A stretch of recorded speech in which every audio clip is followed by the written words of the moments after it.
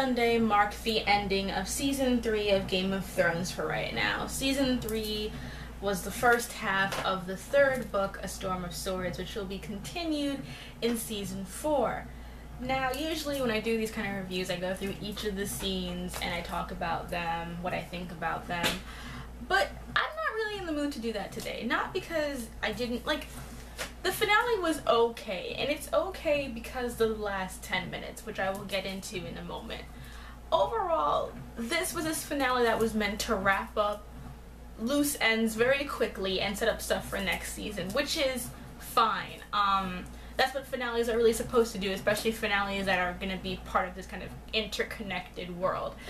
It's easy to leave off the way we did in book 1 and book 2, in season 1 and season 2, because they were all individual books, so that story was done. But since this story is incomplete because it's one part of a whole, it makes sense that they are doing the things the way that they are. So I understand why they have to make it so hackneyed and whatnot.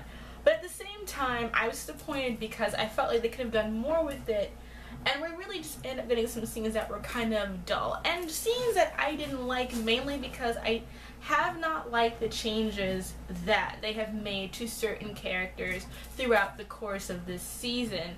One of the biggest offenders being Stannis, who is so fundamentally different from who he was in the books, to the point where I'm just like, why did you turn him into a caricature? Same with Melisandre. To the point where, there's scenes, I like them because they're well done, but I dislike them because I just don't like how that character has been written. I think that there have been some good changes to some of these characters, other than so kind of still off at. What I will say, scenes that I really enjoyed the scenes with Tyrion in them and the entire Lannister brood. The Lannisters, I think, are the most well-written group in terms of, who's being written well. I think the Lancers overall have been written very well. While they have made some changes with Cersei and the relationships between the siblings, I feel like despite those changes and how it messes with their relationships, it's all very good. And I think there's still a core idea that they do dislike each other, but they are still siblings, which I think is kind of important. Cersei and Tyrion are never going to be BFFs, but they are children of the same horrible daddy who has treated them badly, so they can relate to that on that kind of level. So I do like seeing the scenes where you have Tyrion and Cersei talking about their issues, Cersei talking about giving Sansa children, and Tyrion's asking about how she feels about her children, and Joffrey. When she talks about Joffrey, you can understand why, even though Joffrey is a little shit, especially in the show, why she loves him still. And I think it's a very powerful scene. I think the fact that Lena Headey is just so amazing, because she is, I love her, really makes those scenes stronger than they could be if played by a less competent actress. I also enjoyed the scenes where we had between Tyrion and Tywin. My connection kind of broke up, but I caught the gist of it and I liked it. Even though I do feel like the whole Saint Tyrion thing has gotten old, I've kind of accepted that they have made this change and they're not going off the way with it. So I've accepted it at this point because I get that this is what they want to tell. And I say, for what it is, it was very well done. And you could really feel the bitterness that he feels. And Tywin, I hate Tywin, but he is such a well-written character that I find myself drawn to being interested in him and his backstory and what drives him, even when I find himself despicable. And I think that Charles Dance is just, best dressed person on this show. He's always fresh to death, so I'm just like, go ahead, Tywin, do your thing. Ever since the wedding, I was like, you're the best dressed man in Westeros, bless. So that was all very interesting. The scene with Tyrion and Sansa was also cute because it was nice seeing Sansa kind of adapting in her relationship with Tyrion. That's a change too. But you know what? If they're gonna make it, I am glad that we get to see these little scenes. What made me upset was that when we do find out when Sansa finds out about her family, we just get kind of like a one-off thing, and it's like bam, done, and then we don't see her again for the rest of the episode. And it's just a continuation of just Sansa not being conceived as important enough for her storylines to get the attention that they, in my opinion, gratefully need and deserve. The scenes that I loved the most, I think, even though it was a change, was the scene between Varys and Shae. And they have really changed Shae a lot from what she was in the beginning. But at the same time, I love that she plays Shay. I know my brother doesn't like the actress or her accent, but I like it. And I just find it very, you know, it's sweet. The relationship that they have is very sweet. And yes, it's a change, and yes, it's an alteration, but it is good, and it is sweet, and I think that is a very positive thing, especially because when it comes down to it, Tywin's character gives a voice, and a very positive voice, to a group of people who have not had very many positive portrayals of themselves. And to have a loving, true love relationship having blossomed between Tywin and Shay throughout this thing is, you know, they found love in a hopeless place, and I think that that's a good storyline for what they're doing. I am concerned with how they're going to fall through with it, but I think that they have made this into a good thing. I like Shay's relationship with Sansa. I'm glad that, you know, even though Shay is not happy with the arrangement, she has not become the evil girlfriend, which I had feared that she was going to be, but they have, you know, subverted that, so I'm very happy about that. So I'm positive about that. That's a good change. I like it.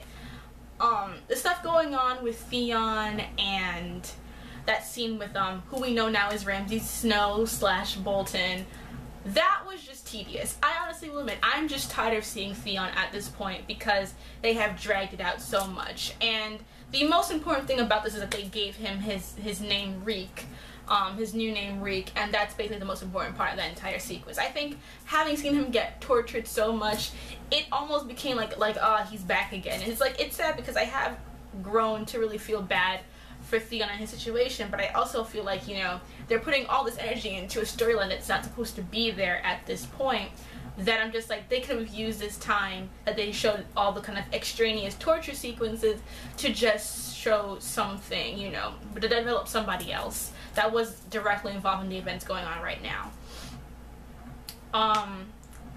The next scenes when we get the scene with Yara and Balon Greyjoy and him reading the note from Ramsay, and then them opening the box, and inside of it is Theon's penis, and I'm sure there were a bunch of dick in the box jokes that were going on, which are very uncouth. It's not, you know, what happened to him is horrible, so, but I understand because that's just a reference, and I'm sure it probably wasn't a penis that was sent to him in the books or whatever. But point remains, you see Yara standing up to her father saying that she's gonna try and get her little brother back, and it's like, it was odd that they chose to show the Greyjoys just then.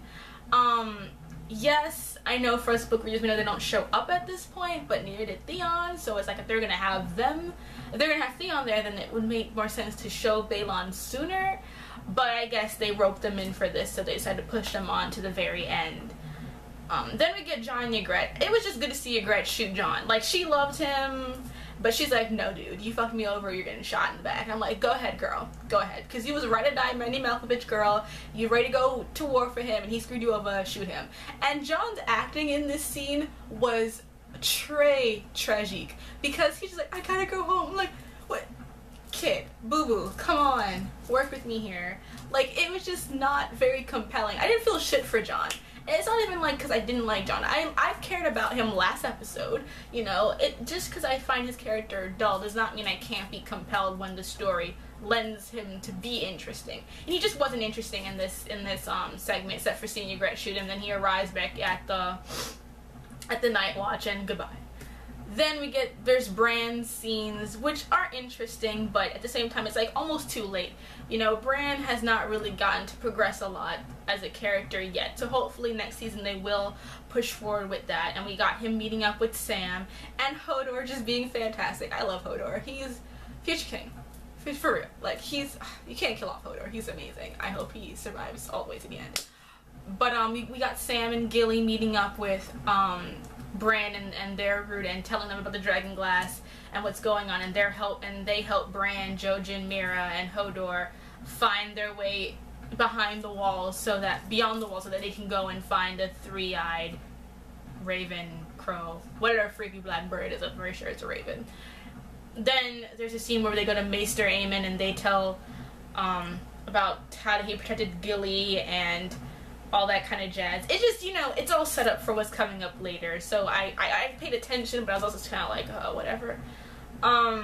Those were the main things. Oh, then the best scene, of course, was first we see like the Hound and Arya, you know, riding away, and they see Rob Wind, who is, you know, it's Rob's body with Grey Wind's head kind of like attached kind of to it, and it's just a very cruel image. It's very crude of desecrating his body.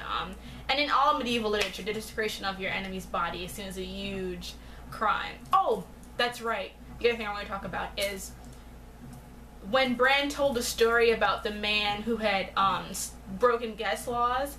That was a great scene. I'm glad I put it in there because a lot of people will criticize the Starks for being naive. Why would you go to Frey house? And while I admit going to the Frey house and asking them for help was just stupid in general, but the fact of the matter is that the Freys are a minor house. The idea that they would slaughter an entire family, especially a ruling family, within their walls is unfathomable. Which is, I think that people understand. They think like, oh, they're just stupid. It's unfathomable that they would do that, especially because, you know, the Freys are no one. They didn't know that they were going to be communicating with the Lannisters. Why would the Lannisters give a shit about the Freys, in general? So, and, you know, the whole thing where you see in the beginning of the last episode where they're eating the bread and the salt, that was to give, that gave them protection. Because of that, what they did, for Freys to kill them would be seen as a sin in the eyes of the gods, and that's why I found that scene was important, and they're writing that down. And then you get Frey going on to his whole thing. It was like a great cut between the explanation and then you actually seeing the Freys, and him explaining like how he got Lannister backing, and now he's the leader of Riverrun, and now Bolton is the one in charge of that, and that's how you find out who Ramsay Snow is, because it goes from Bolton explaining what happened to Winterfell to going up and you see Ramsay playing with his little sausage and making, you know, awkward jokes about Theon's castration.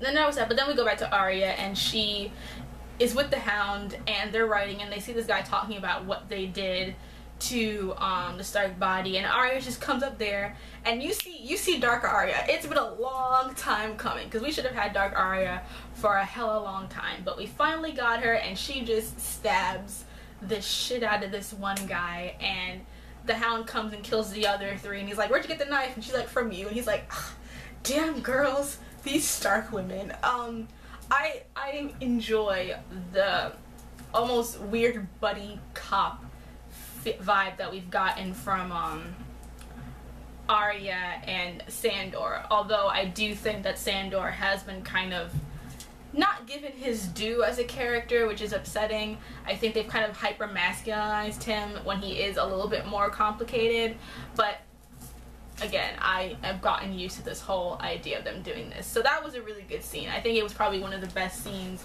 in the episode, just showing Arya's slow descent now into basically becoming, you know, a murderer in the purest way of not caring, just killing them. And this is the beginning. So hopefully they'll go more into it next season. Let's see, what am I forgetting? Then we got the scene where they're talking, where Ty was talking to Tyrion, blah blah blah. Yeah. If I missed something, I apologize. I didn't make notes because it's not really what I want to talk about.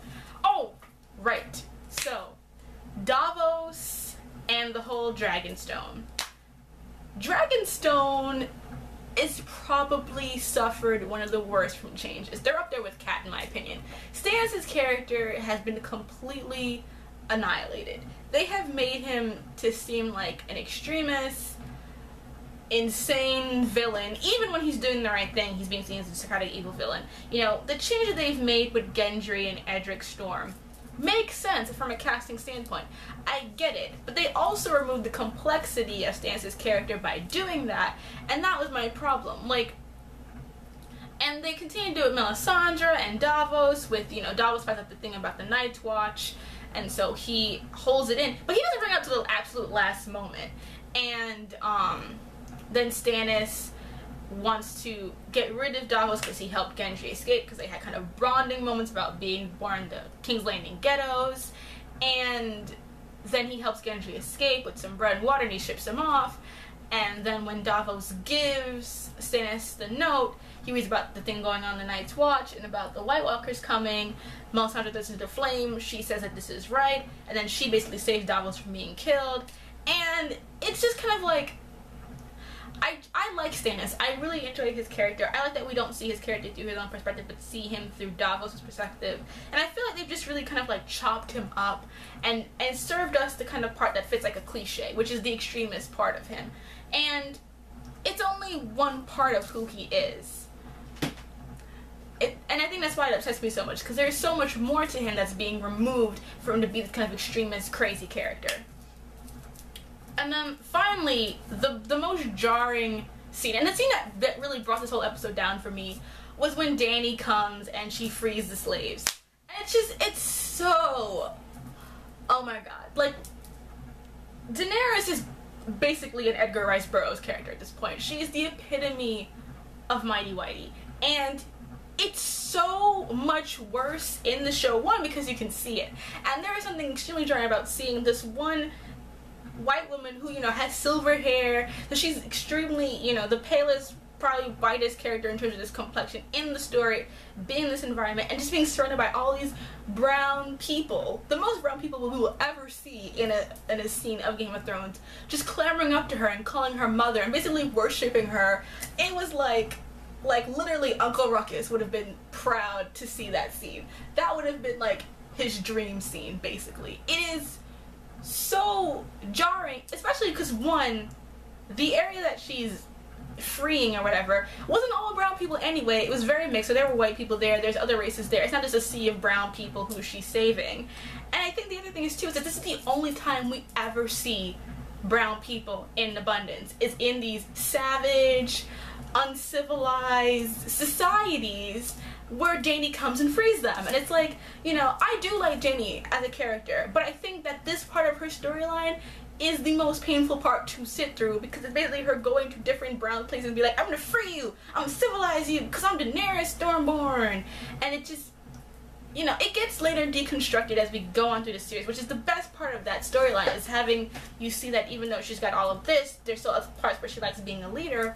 But it's just so hard. It's uncomfortable to the point of almost being gross, because it so screams of that mighty whitey white savior thing that we still see in media today. If you turn to any kind of, like, you know, feed or save starving children in Africa kind of things that we see in our narrative, like the Coney 2012, it's just like that. And it's so hard to watch because this is the only time we see them. And it's like, the thing about it too is that King's Landing, even though not a lot of characters that we interact with in the major POVs are brown, there are brown people in the area because it's a port city. They're going to be trading in from all of these other brown places, so there should be dark people there. There is a prince from the Summer Isles who is black, who is there at, like, Sansa's wedding and stuff, but, like, no. Basically, until next season when we get My House coming in, the Martells, Holla, until we get them, we're literally gonna have no major brown characters who are well done. And the ones that were, like Chitaya and her daughter, were cut out to have Roz, so we don't even have them. We don't have the prince from the Summer Isles.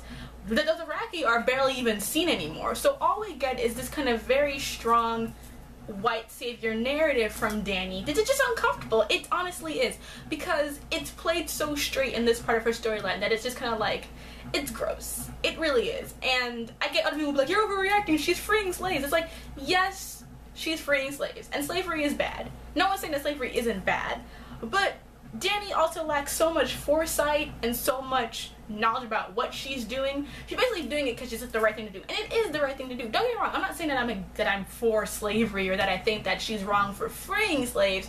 I'm saying that the way her narrative is constructed to paint her as like freeing and helping these uncivilized, savage, unruly societies is gross.